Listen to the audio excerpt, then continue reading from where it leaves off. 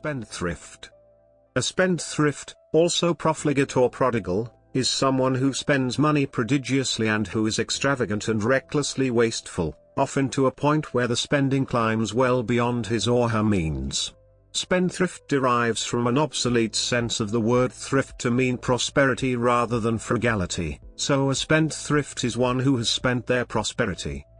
Historical figures who have been characterized as spendthrifts include George IV of Great Britain, King Ludwig II of Bavaria, and Marie Antoinette, the Queen of France. The term is often used by the press as an adjective applied to governments who are thought to be wasting public money. The opposite would be a frugal person, who uses money wisely, or more negatively a miser, who lives very cheaply and hoards wealth for its own sake. Etymology.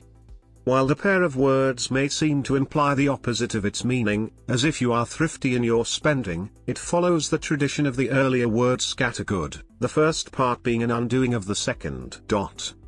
In artwork, William Hogarth's A Rake's Progress, 1732-33 displays in a series of paintings the spiraling fortunes of a wealthy but spendthrift son and heir who loses his money, and who as a consequence is imprisoned in the Fleet prison and ultimately Bedlam. In literature, legal issues. The modern legal remedy for spendthrifts is usually bankruptcy.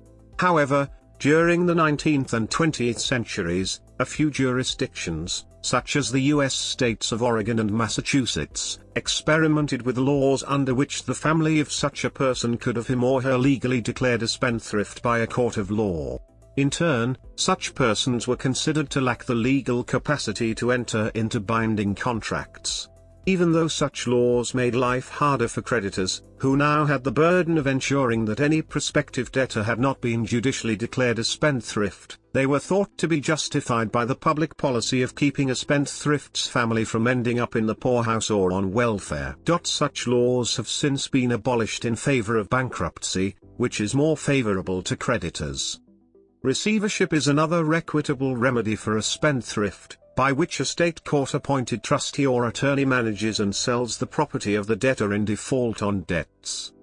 In conservatorship, a fiduciary handles both the personal affairs and paying the debts of an incapacitated person. Infamously, Theodore Roosevelt was conservator for his brother Elliott Roosevelt I.